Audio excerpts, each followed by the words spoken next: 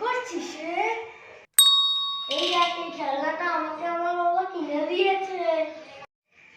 দে আমাকে একটু। না দেবো না। দে না রে একটু খেলি। না দেবো না। কেন রে তুই ওরকম করিস কেন? দেখেছিস সেদিন। দে আমাকে, আমি একটু খেলি। না রে দেবো না। কেন রে, তোর তো এতগুলো বল, আমার একটা দিলে কি হয়? না রে দেবো না।